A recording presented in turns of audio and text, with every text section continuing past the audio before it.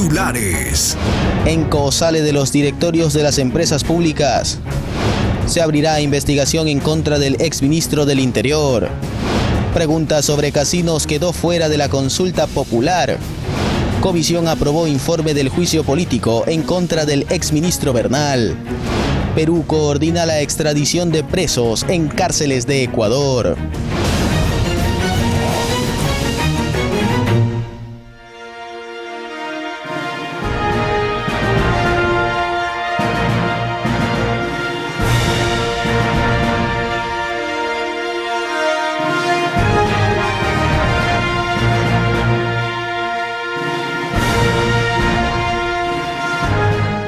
¿Qué tal, amigos televidentes de Ecuador y el mundo? Para este jueves está previsto que el Consejo de la Administración Legislativa conozca el proyecto de ley para la recuperación de activos de origen ilícito, enviado por el presidente Daniel Noboa. Pedro, buenos días. Buenos días, Katy. En otro tema, el Consejo de la Judicatura rechazó el asesinato del fiscal César Suárez y ratificó su compromiso para combatir la corrupción y el crimen organizado. Aquí empezamos Noticias Oromar. Bienvenidos a todos. Y tras haber sido retenido en Panamá, Daniel Salcedo, uno de los procesados por el caso de delincuencia organizada Metástasis, llegó a Ecuador a la medianoche de este miércoles. Salcedo fue recibido en el Aeropuerto Internacional Mariscal Sucre de Quito, en medio de un contingente policial. Se conoció que luego de su arribo al aeropuerto, Salcedo sería trasladado de inmediato a la unidad de flagrancia ubicada en el centro norte de la capital para las valoraciones médicas y posteriormente traslado a la cárcel del Inca en Quito. En contra de Salcedo se había emitido una alerta de difusión roja por parte de Interpol por una orden de prisión tras su vinculación al caso Metástasis. Dados lectura a sus derechos constitucionales y paralelamente informadas la causa de su detención, específicamente el ciudadano Daniel S. por el delito de delincuencia organizada, el mismo que va a ser puesto a orden de la autoridad competente, y paralelamente también el señor Álvaro P., el mismo que también de igual manera ha sido dada la lectura a sus derechos constitucionales, la razón de su detención específicamente por un caso de peculado suscitado en la subzona Guayas, el mismo que también va a ser trasladado hasta la ciudad de Guayaquil para ponerlos a órdenes de la autoridad competente.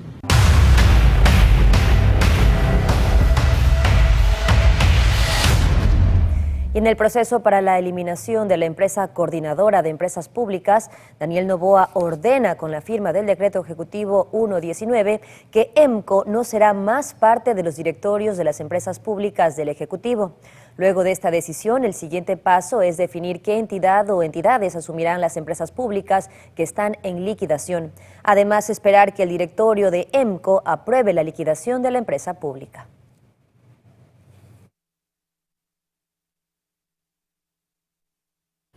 La Comisión de Fiscalización aprobó un informe donde recomienda la interpelación de Esteban Bernal, exministro de Inclusión Económica y Social, en el Pleno de la Asamblea Nacional. Se necesitan 92 votos del legislativo para su censura, lo que impedirá ejercer cargos públicos por 2 años. Recordemos que Bernal es investigado por retirar a miles de beneficiarios el bono de desarrollo humano sin previo aviso.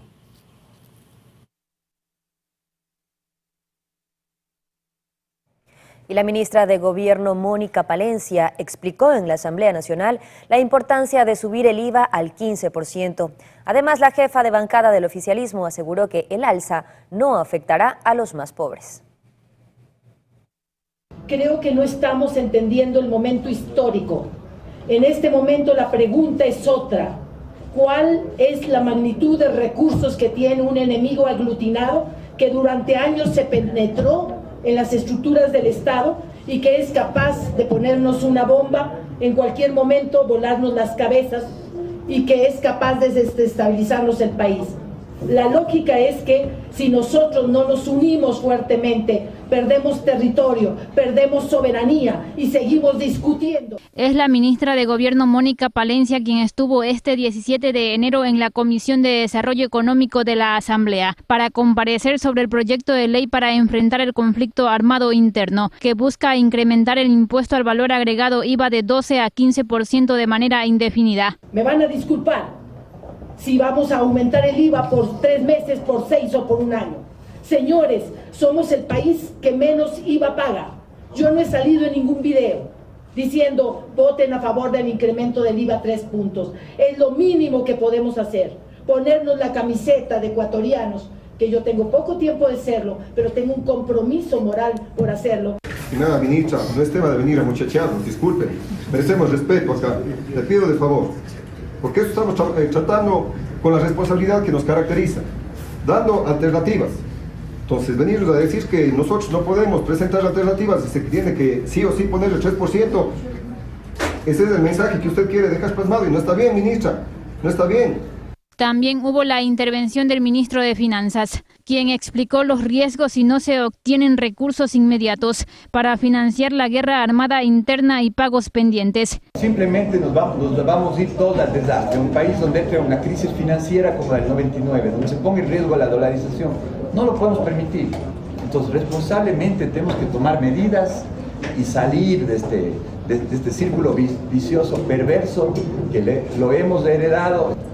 Obviamente esta propuesta es perfectible, estamos abiertos para ver otras opciones, alternativas adicionales. De su lado, la bancada oficialista de ADN defendió la propuesta de subir el IVA. Existe evidencia real y fehaciente de que las familias más pobres y más necesitadas, que para los discursos suena muy convincente y las citamos siempre, realmente no van a ser afectadas porque su consumo gravado es ínfimo, y eso se lo puede ver en los datos que seguramente el Servicio de Rentas Internas nos va a presentar, que no sea que más del 60% del consumo gravado realmente corresponde a los grandes contribuyentes y a las familias más ricas en este país. Sin embargo, otras bancadas han planteado opciones para no subir el IVA, entre esas, impuestos para la banca y no cerrar el ITT. Lo del IVA es lo de menos, yo me voy con la certeza de que lo van a aumentar esos 3 puntitos. También me voy con la certeza de que vamos a trabajar por los grandes cambios estructurales y, por supuesto, por hacer que la banca, sobre todo la banca privada, no se salga con la suya. Pero ayúdenos también con algo, desde la seguridad lo digo. Van a haber novedades, ¿sí? Van a haber señales. Ahí quiero que estén con nosotros porque vamos a perseguir también a la delincuencia económica, a los financistas. Belén Mendoza, Noticias Romar. El presidente de la República, Daniel Noboa, decidió retirar la pregunta sobre los casinos de la consulta popular. El mandatario argumentó que en función del contexto actual que vive el Ecuador, no insistirá en su petición original por considerar que el debate ciudadano relacionado a esta temática no es oportuno en estos momentos. Esta decisión ocurre un día después que la jueza Teresa Núquez otorgara un plazo de 24 horas para saber si el primer mandatario se ratificaba en las primeras 11 preguntas entregadas a la Corte Constitucional.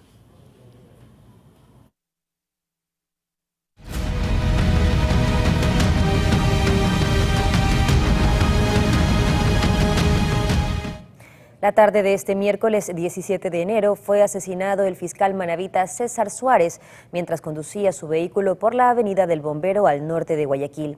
Nuestro compañero Cristian Arias nos preparó el siguiente informe. Fue pasadas las 2 de la tarde cuando se encendieron las alarmas y se dio aviso a la policía debido a que un sicariato se había cometido en la avenida del Bombero, cerca del sector residencial de Los Ceibos. El conductor de un sub blanco había sido acribillado por sicarios. A los pocos minutos se confirmó que se trataba de César Suárez, fiscal del Guayas. Ante el asesinato de nuestro compañero César Suárez, fiscal de la Unidad Nacional Especializada en Investigaciones contra la Delincuencia Organizada Transnacional en Guayas, voy a ser enfática. Los grupos de delincuencia organizada, los criminales, los terroristas no detendrán nuestro compromiso con la sociedad ecuatoriana. El fiscal César Suárez prestaba servicio en la recién creada Unidad Nacional Especializada de Investigación contra Delincuencia Organizada Transnacional, UNIDOT, y al parecer había salido de su oficina en la PJ para dirigirse a cumplir una diligencia. Tengan la seguridad, la ciudadanía, que el gobierno a la cabeza y sus autoridades, Fuerza Armada y Policía, harán frente a esta situación, a este verdadero flagelo, pero no nos va a milanar estos actos de violencia. Desgraciadamente la situación es difícil, compleja, pero a eso vamos a hacer frente y lo estamos haciendo. Hasta la escena del crimen llegaron familiares de la víctima para comprobar el doloroso suceso. El cadáver del fiscal Suárez fue llevado al laboratorio de ciencias forenses y se espera que en las próximas horas sus compañeros de la fiscalía le den el adiós en su funeral. Cristian Arias, Noticias Oromar. Y por este asesinato, equipos investigativos de la Policía Nacional se encuentran desplegados. Pero, ¿quién era César Suárez y qué casos manejaba? Lo revisamos a continuación. Era Manavita, el fiscal asesinado en Los Ceibos. Sus compañeros en la fiscalía, los más allegados, le decían el chino. Lo describen como un brillante profesional en su especialidad, quien tras cumplir varios años de una gran labor en Manta, Manabí, como parte de la unidad de muertes violentas, logró obtener sentencias altas en contra de personas implicadas en asesinatos, femicidios y sicariatos. Llegó a Guayaquil para prestar servicio en casos complejos relacionados al narcotráfico, peculado y terrorismo. Valientemente manejó procesos contra narcos, policías y hasta funcionarios públicos. Su participación fue sonada en el 2022 al frente de los allanamientos realizados en el hospital del IES Teodoro Maldonado, dentro de las investigaciones por la compra de insumos médicos. Insumos que se habrán adquirido en diferentes periodos en este centro de salud, y de los cuales existe la sospecha que existirían irregularidades. Suárez también investigó al expresidente Abdalá Bucarán y su hijo Jacobo por un supuesto tráfico de bienes patrimoniales tras descubrir en la residencia de la familia algunas piezas durante un allanamiento. Debemos tener claro que este hecho atroz trae consigo un mensaje para el trabajo que estamos cumpliendo desde la justicia en el Ecuador.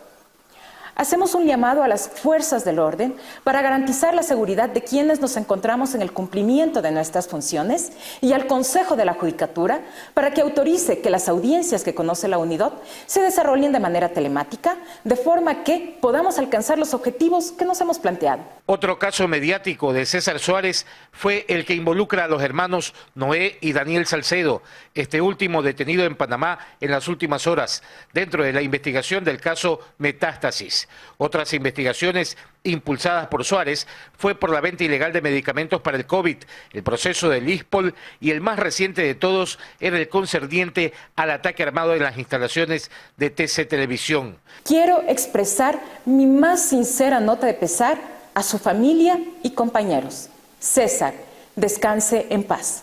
Su legado nos acompañará en la lucha. El asesinato de César Suárez enluta al sistema de justicia. Además, ejercía la cátedra universitaria, era magíster en Derecho Constitucional y le había sido otorgado un doctorado honoris causa. Quienes lo conocieron aseguran que ha muerto uno de los más fervientes defensores de la justicia y la verdad. Paz en su tumba.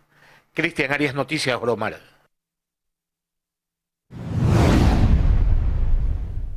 Y la Fiscalía emitió un comunicado en el que informa que la seguridad del fiscal estaba a cargo de la Dirección General de Inteligencia de la Policía Nacional y que si no contaba con resguardo policial fue porque tenía una audiencia telemática y él mismo dijo que no requería, añadiendo que la persona debe estar de acuerdo con la seguridad.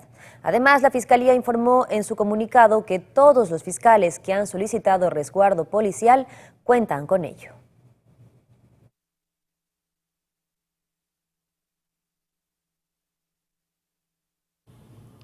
Y la mañana de este jueves 18 de enero, el comandante general de la policía, César Zapata, informó en su cuenta de X la detención de 2 presuntos implicados en el asesinato del fiscal manabita César Suárez. Ocurrido en Guayaquil el día de ayer durante el operativo, la policía encontró un fusil, 2 pistolas, alimentadoras y 2 vehículos.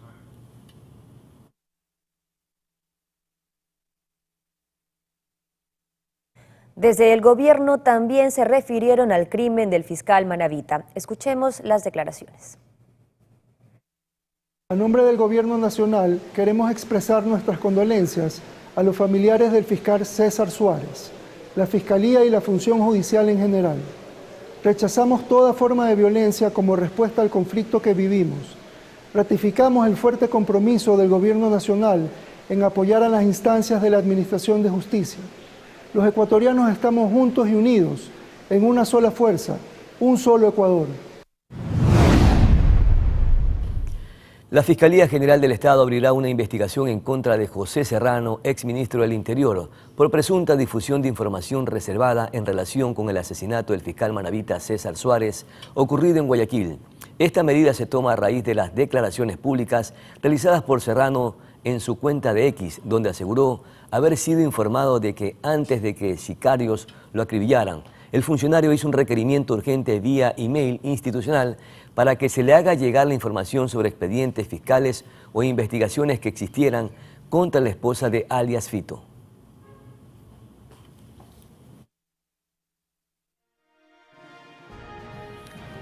Amigos televidentes, es momento de hacer una pausa comercial. Ya regresamos con más noticias, Pedro, entre ellas la situación actual de la educación del país. Y el Ecuador estaría posiblemente firmando el Tratado de Libre Comercio con China, pero antes se abrió un debate en la Asamblea Nacional por unos aspectos que más adelante estaremos conversando con nuestro invitado Gustavo Ich, director de Reporte Global. Él también es consultor político. Después de esta pausa publicitaria tenemos más información y entrevistas. Ya volvemos.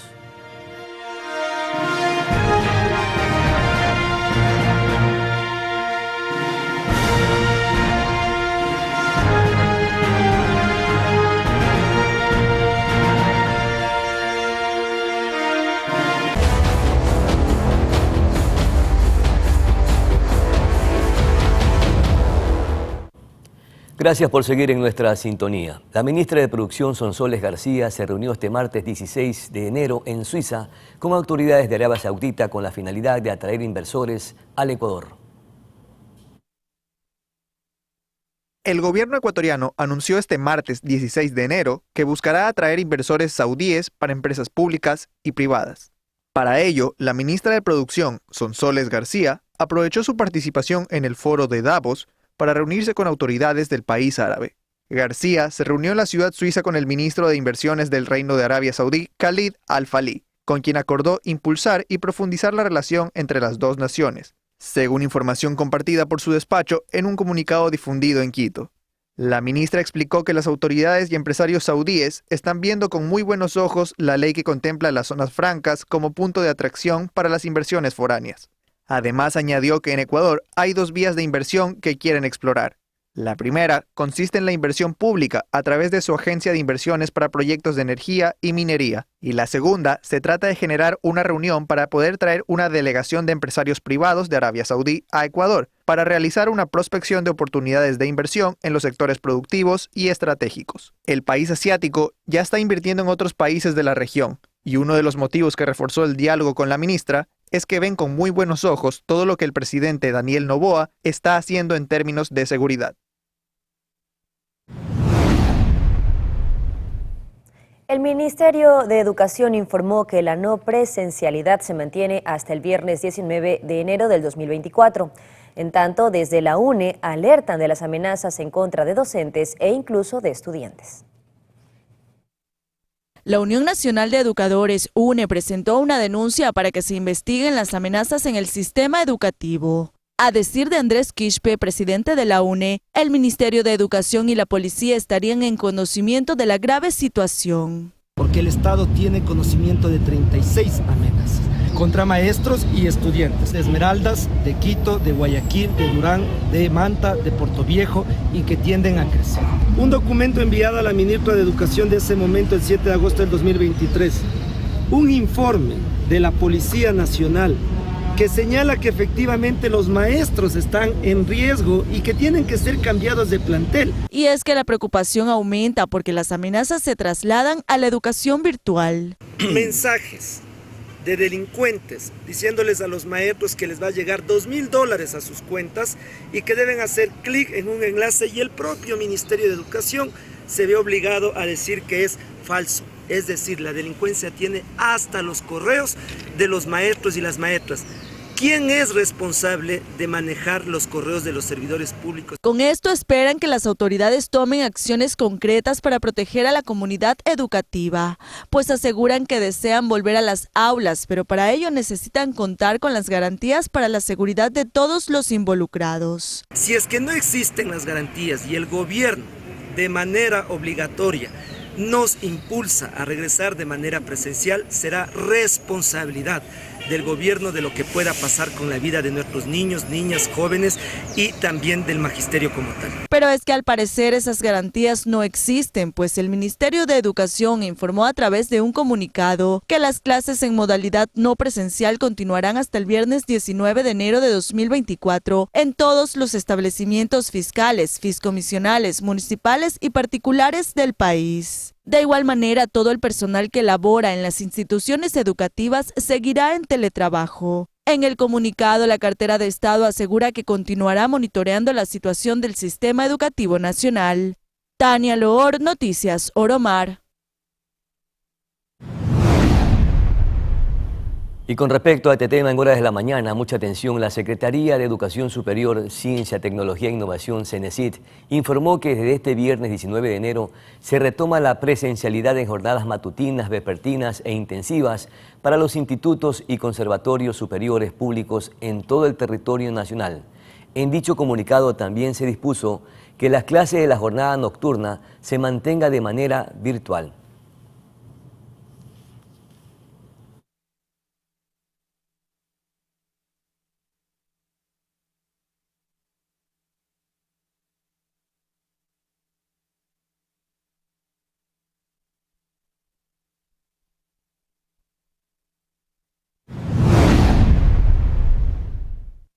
Cambiamos de tema. 380 negocios ubicados alrededor de Carondelet están afectados por cerco de seguridad, colocado a raíz del decreto por el estado de excepción.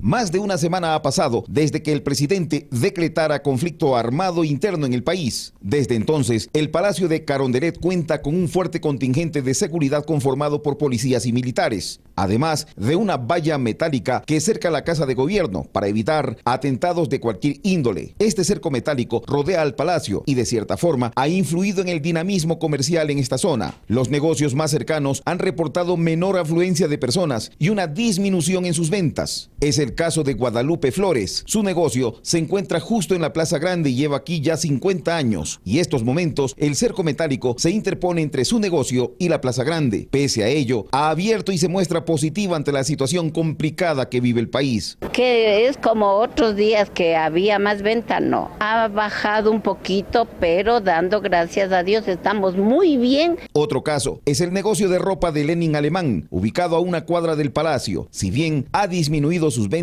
agradece que por su ubicación se encuentra bien resguardado. Por el momento las ventas están un poco bajas. Antes de que el presidente no cierre todo el centro histórico está normal, pero bueno, tenemos que seguir avanzando. El Palacio de Gobierno se encuentra en medio de 380 restaurantes, hoteles, tiendas de ropa, juguetes, electrodomésticos, además de iglesias, museos, centros culturales y supermercados. Todos conforman el centro histórico de la capital. Pese a la situación que se presenta en Ecuador, poco a poco van volviendo a la normalidad. El comercio informal también de a poco se va reincorporando. El coordinador del centro histórico dijo que gracias a los empleados del sector público que se reincorporan al modo presencial, los negocios han vuelto a abrir en su mayoría y se espera que de a poco el dinamismo comercial y económico se reactive. El cierre de la plaza es el símbolo de que todavía estamos asustados, que estamos acosados por la delincuencia y que esta lucha es necesaria. Según conocemos, el Palacio continuará con resguardo de personal uniformado, así como también se mantendrá cercado mientras el conflicto armado interno se mantiene. En tal sentido, los negocios, sobre todo los más cercanos, tendrán que adaptarse a las actuales circunstancias. Es momento de una pausa comercial, amigos. Ya regresamos con información y entrevistas también. Efectivamente, Katy, estaremos conversando ya con Gustavo Itz precisamente sobre el posible tratado de libre comercio que firmaría el Ecuador con China, luego de esta pausa publicitaria.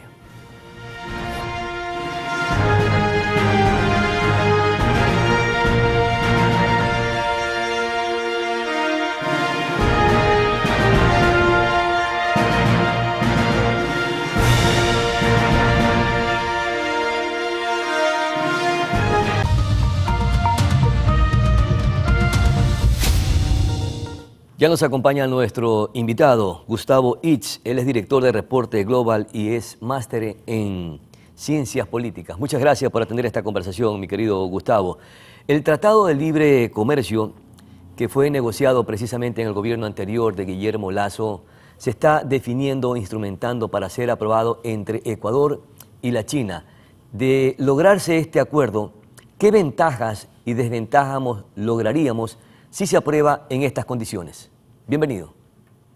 Buenos días, Pedro. Muchísimas gracias por la invitación. Un saludo a toda la teleaudiencia. A ver, quienes defienden el Tratado de Libre Comercio con China hablan de que podríamos lograr una ampliación de puestos de trabajo, de que podríamos lograr también tecnología, acceder a tecnología por parte de la República Popular China en algunos segmentos relacionados con temas productivos, y en definitiva que encontraríamos en ese acuerdo comercial las posibilidades de un crecimiento económico que obviamente es urgente para el Ecuador en las actuales circunstancias por las que está atravesando. Pero en cambio quienes se oponen a ese Tratado de Libre Comercio, que tiene que ser ratificado o no por la Asamblea Nacional con solamente 70 votos, lo cual es absurdo porque estamos ante un proceso o una posibilidad que puede tener consecuencias sumamente graves para los ecuatorianos si es que no es monitoreado, si es que no tiene los debidos controles por parte de las autoridades nacionales, podría producirse. Quienes son aproximadamente 100 organizaciones que han manifestado claramente su oposición al tratado, provienen de la política, provienen de la academia, de sectores de movimientos ecologistas, de empresarios y comerciantes pequeños y medianos, en fin, que han tratado incluso de dialogar con la Asamblea Nacional, pero no han podido lograrlo en vista de que no les han abierto las puertas para escucharlos, pero sin embargo el 4 de enero emitieron un comunicado a la Asamblea Nacional, con lo cual formalizaron su oposición y que ha sido también de conocimiento de la opinión pública. Cuestionan algunos aspectos, cuestionan la opacidad con la que se manejó el acuerdo de libre comercio en el gobierno de Guillermo Lasso, porque en su primera etapa incluso fue declarado reservado, es decir, nunca se habló con los directamente involucrados, nunca se informó debidamente a la ciudadanía cuáles podían ser los beneficios o los impactos de ese acuerdo, y así llegó actualmente al régimen de Daniel Noboa. Hay varios elementos de inconstitucional encontrados en el capítulo 13 de ese acuerdo, porque otorga un altísimo riesgo de impunidad a las inversiones chinas, considerando que se prohíbe alegar derechos internos, es decir, los derechos del socio, del Ecuador, incluidos los derechos constitucionales de nuestro país, si quisiéramos reclamar por procesos a través de mediación y arbitraje, lo que resulta prácticamente grave si ya tomamos en cuenta vulneraciones de derechos humanos colectivos, ambientales, que se están produciendo, por ejemplo, en la provincia del Napo, en el que están directamente involucrados empresas que vienen de este país, que están generando gravísimos problemas. Mi querido Gustavo, ¿me permite ahí que le interrumpa, por favor? Es decir que si logramos este acuerdo, más ventajas tendrán los chinos que nosotros los ecuatorianos. Les estamos permitiendo espacio y también vulnerabilidades en ciertos aspectos, sobre todo medioambientales. Por supuesto, es que preguntémonos, es de la lógica más elemental.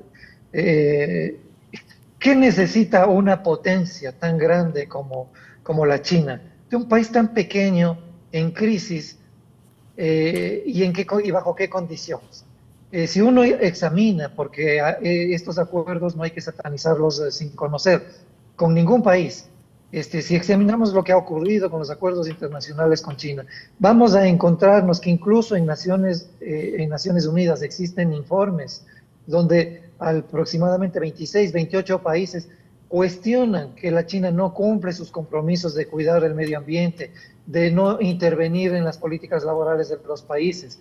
El acuerdo que actualmente podría ratificarse por la Asamblea, y esperamos que no ocurra de esa manera, nos vulnera en términos de la posibilidad, está por escrito en ese acuerdo, de que recibamos basura por parte de la China, y sepamos los ecuatorianos que ya antes de la firma del acuerdo hemos recibido como país 60.000 toneladas de basura provenientes de los Estados Unidos. Vamos a ver. Pero si ¿en es qué que esto se condiciones ratifica. vendrán esos desechos o esas basuras? ¿Como materia prima probablemente? Como materia prima, y muchos de ellos tienen, y está escrito, está pensado en el acuerdo,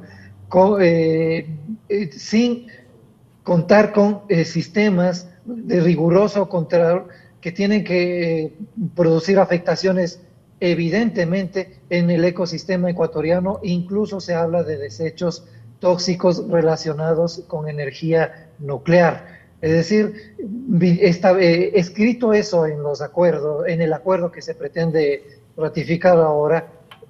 Quienes defienden ese acuerdo dicen, pero está solamente escrito, no es algo que vaya a pasar, es algo Claro. solamente como posibilidad. Porque me permite, Gustavo, nuevamente, y es que aquí, por ejemplo, en el medio digital Primicias, se dice que el hecho de que se incluyan partidas arancelarias referentes a desechos, esto no significa que se vayan necesariamente a importar. Son partidas establecidas por la Organización Mundial de Aduanas, es lo que se argumenta. Exactamente, pero al mismo tiempo se flexibilizan los controles y se permite que esta posibilidad se transforme en una realidad. Es que en un acuerdo, si es que no se van a producir posiblemente ciertos eventos, simplemente no tiene sentido tomarlos en cuenta. La sola posibilidad de que ocurran llama a la alerta de todas este centenar de organizaciones y de muchos otros ciudadanos, porque esa posibilidad ha ocurrido y se ha puesto de manifiesto en otros países. Ya tenemos una gigantesca flota pesquera que está haciendo lo que le viene en gana, y que es una flota pesquera de la República Popular China alrededor de las Islas Galápagos. Ya tenemos una contaminación ambiental que se está produciendo en la Amazonía, que tiene ligazón con la extracción de oro, y sabemos también del desplazamiento de varias comunidades y de varios habitantes de esas zonas, y principalmente en el Napo, que ya están ocurriendo. ¿Qué podemos esperar de un acuerdo entonces de esa naturaleza si nosotros mismos estamos suscribiendo la flexibilización de controles en relación a términos que son altamente riesgosos? Gustavo, esas son probablemente las desventajas que están implícitas dentro de este documento que se podría firmar como un acuerdo de tratado de libre comercio entre Ecuador y China, pero también debe haber algunas ventajas que son importantes, que nos va a permitir exportar nuestros productos y también importar con cero aranceles o con aranceles bajos, que nos permitirían reforzar nuestro sistema diplomático comercial con este país asiático. Sí, nos podrían permitir, bien usted lo dice. ¿Y qué pesa más, las ventajas o las desventajas en todo caso? Ciertamente las desventajas, porque la pregunta ahí es ¿quién se beneficia de que importemos más camarón?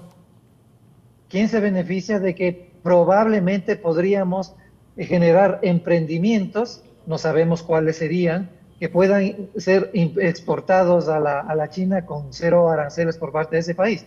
La China es una potencia tan grande que necesita de tantos recursos para sostener su sistema económico, que no es dolarizado como sí es el sistema económico nuestro, y ahí podríamos estar arriesgando un tema que tiene que ver con la dependencia en materia económica de lo que pueda ocurrir o lo que pueda decidir el gobierno chino. El gobierno chino viene aquí con sus productos. Vamos a tener una competencia leal, es decir, vamos a tener una competencia en igualdad de condiciones, los productores y los comerciantes nuestros, con la capacidad productiva y de generar comercio e invadir la economía ecuatoriana con productos chinos. China es la principal fábrica de creación de productos en el mundo. Ya hemos visto lo que ha pasado en años anteriores. Me acuerdo del gobierno de Lucio Gutiérrez, cuando se generó una primera apertura a que entren algunos comercios acá al Ecuador sin controles adecuados, con el mismo argumento de que vamos a generar más emprendimientos y vamos a generar más fuentes de empleo. Lo que ocurrió es que colapsaron y los comercios ecuatorianos que no podían competir por la rapidez con la que llegaban los productos chinos, por la cantidad y por los precios baratos de esos productos, quebraron los productos ecuatorianos. Perfecto. Gustavo, usted, viendo este escenario, ¿cree que se logre firmar este acuerdo o este tratado de libre comercio, revisando un poco las ventajas y las desventajas que existen o que están dentro de ese documento? Vea, yo no tengo mucha confianza en lo que puede ocurrir en la Asamblea, no solamente en ese caso y no solamente con esa Asamblea, por el comportamiento que tiene esa función del Estado en relación a temas que son gravitantes para el bienestar de la ciudadanía y que constantemente han evidenciado que incluso dentro de la propia Asamblea, dentro de las propias organizaciones que la integran, hay desacuerdos, hay desavenencias que se miden en función de los intereses de los sujetos, de los legisladores que están ocupando una curul en el legislativo, y no nos olvidemos de que estamos en medio de un año electoral en el cual quienes han llegado a la Asamblea llegan auspiciados por partidos políticos que tienen cierta incidencia en territorio a través de las alcaldías que han venido manejando, de algunos asambleístas que repitieron su presencia en las pasadas elecciones, también llegaron a ocupar una curul en estas, y que pueden tener intereses que finalmente sean, siendo particulares, superen intereses de todo el Ecuador. Perfecto. Muchísimas gracias, mi querido Gustavo Ich, director de Reporte Global, por atender esta conversación. Muy gentil. Vamos a nuestra pausa publicitaria. Enseguida volvemos con más información.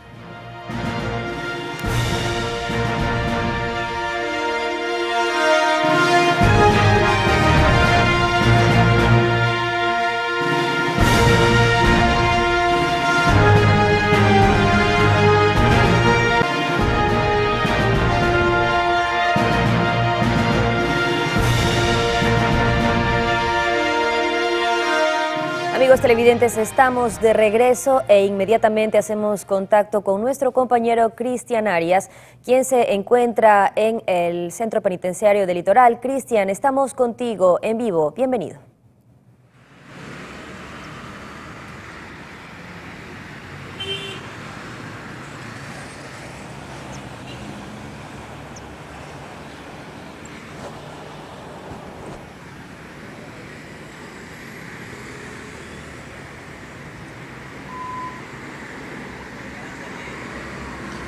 Siete de la mañana, 49 minutos, estamos nosotros en vivo acá en el exterior del Centro de Privación de Libertad Zonal 8, donde desde las primeras horas de la mañana, alrededor de las 5 de la mañana, empezó a llegar un gran contingente militar y policial para realizar un operativo acá. Hay movimiento en este instante, hay vehículos, entendemos que de direcciones administrativas, alcanzamos a leer comunicación estratégica de la Zonal 8, eso es Policía Nacional. Entendemos que en la rueda de prensa que se ha convocado para las 9:30 de la mañana se darán detalles de estas acciones que podrían tener relación con la investigación del asesinato del fiscal César Suárez. Recordemos que este hecho ha permitido la captura de dos sospechosos implicados probablemente en la autoría material, y alguna información que quizás han proporcionado podría conducir hasta los autores intelectuales. No sería la primera vez que del interior de un recinto carcelario salga una orden para cometer un acto de muerte selectiva. Es lo que se trata de establecer al momento, y es algo que se lo maneja extraoficialmente, pues en este recinto, en los exteriores de la cárcel regional, no hemos tenido una vocería oficial, pero en todo caso podemos describir lo que ha ocurrido acá. Alrededor de 30 vehículos, un poquito más quizás, de camiones militares llegaron, bajó el personal, varios buses, decenas de buses policiales también. Por operaciones anteriores deducimos que generalmente se realizan estos mega operativos con alrededor de 3.000 hombres. No tenemos ese dato con precisión en esta ocasión, pero sí podemos precisar que es una cantidad muy similar a la de operativos anteriores. En el interior de la cárcel regional se despliegan labores investigativas y también del control que se ejerce hacia las personas privadas de libertad. Esperamos, sí, que en las próximas horas se conozcan detalles y se proporcione la información oficial por parte del alto mando policial. También entendemos que hay un superior en cuanto a las Fuerzas Armadas a cargo de esta acción, que deberá rendir también algunos datos referente a lo ejecutado en esta mañana. 7 de la mañana, 52 minutos, compañeros, regresamos a estudio con ustedes. Muchísimas gracias, Cristian, por ese reporte. Estaremos pendientes en las siguientes emisiones de todos los detalles de esta información. Y precisamente en este tema, esta madrugada la policía allanó las viviendas de un fiscal y una profesional del derecho. Esto por una investigación por tráfico de influencias. Se presume que mantuvieron reuniones para intermediar en la entrega de una persona requerida por la justicia. En los inmuebles intervenidos en Pichincha, la entidad dispuso el levantamiento de equipos tecnológicos. Los indicios recolectados por personal de criminalística serán ingresados en cadena de custodia. En nuestras próximas emisiones estaremos ampliando esta información. Y con esta información estamos despidiendo ya este espacio de noticias, amigos televidentes. Como siempre, es un placer acompañarlos cada mañana. Pedro, gracias. Katy, un gusto. A todos ustedes, muy amables, muy gentiles. Felicidades. Buenos días.